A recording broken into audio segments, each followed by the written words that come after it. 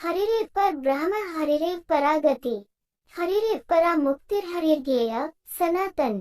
विविध विघ्न बाधा सकुल इस जगत में जो मनुष्य भगवत प्राप्ति के लिए साधन करता है वह वास्तव में बड़ा ही भाग्यशाली है।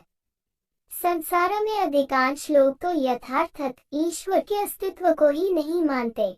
जो मानते हैं उनमें अधिकांश की बुद्धि तमोगुण के अंधकार में आवरण से आच्छादित रहने के कारण वे भगवत प्राप्ति की शुभेच्छा नहीं करते।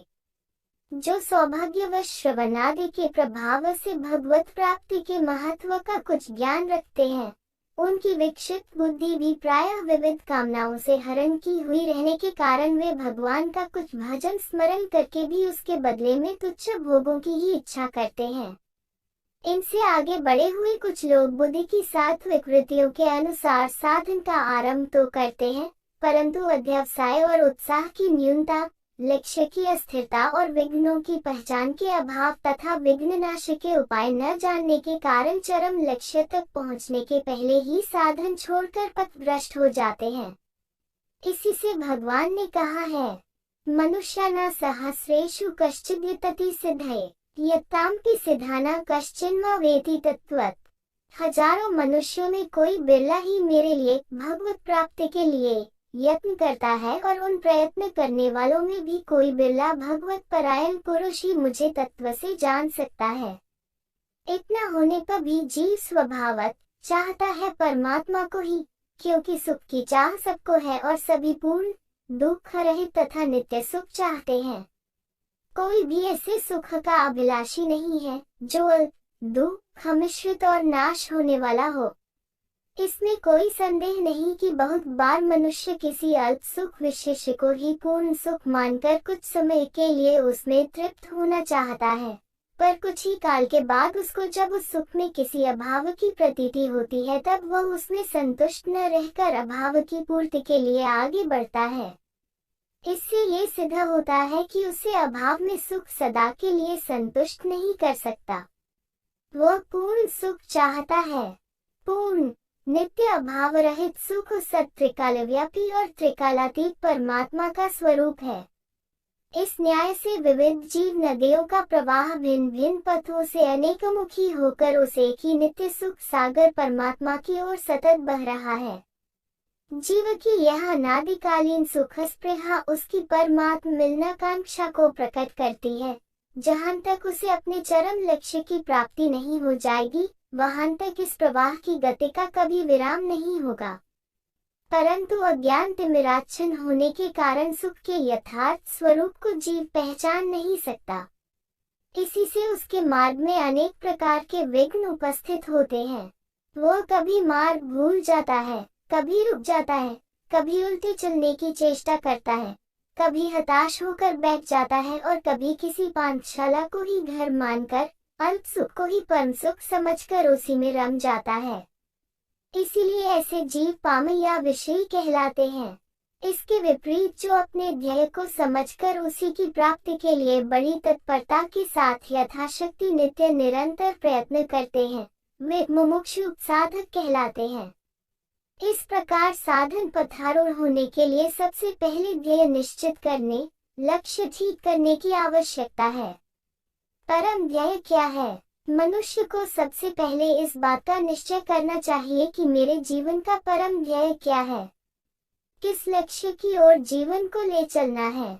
जब तक ये स्थिर नहीं कर लिया जाता कि मुझे कहाँ जाना है, तब तक मार्ग या मार्गव्यय की चर्चा करना जैसे निरर्थक है, वैसे ही जब तक मनुष्य अपने जीवन का ध्येय निश्चित नहीं कर लेता कि मुझे इस जीवन में क्या लाभ करना है, तब तक कौन सी योग के द्वारा क्या साधन करना चाहिए, ये जानने की चेष्टा करना भी व्यर्थ है।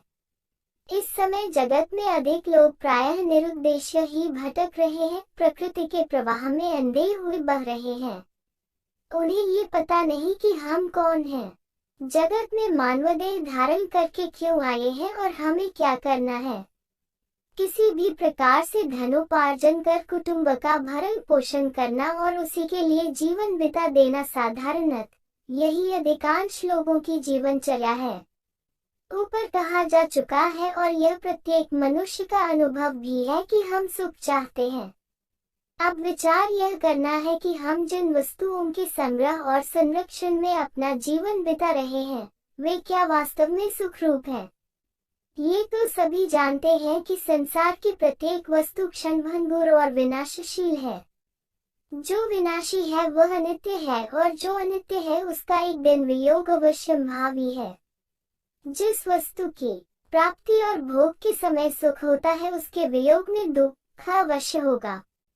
अतः संसार की प्रत्येक वस्तु वियोगशील होने के कारण दुखप्रद है। पुत्र के जन्म के समय बधाइयां बांटी जाती हैं, बड़ा आनंद होता है। बच्चे को घर में खेलता देख देख कर चित कुसुम की कलियां खिल जाती हैं। परंतु एक दिन ऐसा अवश्य आता है जिस दिन या तो वह हमें छोड़कर चल बसता है, या उसे छोड़कर हमें परवश परलोक से धारना पड़ता है। अपनी मानी हुई प्रिय वस्तु जब छूटती है, तब जो दुख होता है उसका अनुभव प्राय हम सभी को है। इसलिए इस पुत्र वियोग में हमें उतना ही, प्रत्युत उससे भी अधिक दुख होता है, जितना सुख उसके जन्म होने के समय और पीछे उसे आंगन में खेलते देखकर हुआ था। यही न्याय स्त्री स्वामी, माता पिता, गुरु शिष्य, मान कीर्ति और शरीर स्वर्ग आदि सभी में लागू होता है। सारांश ये कि अनित्य वस्तु में केवल और पूर्ण सुख कदापि नहीं होता, उसका अंत तो दुख हमें होता ही है। विचार करने पर अनित्य वस्तु का सुख भूतकाल में भी दुख से सना हुआ ही प्रतीत होता है। इस लोक और परलोक के सभी भोग पदार्थ अनित्य हैं, परंतु इस अनित्य के पीछे अधिष्ठान रूप से जो एक सत्य छिपा हुआ है, जो सदा एक रस और अव्यय है, वही नित्य वस्तु है।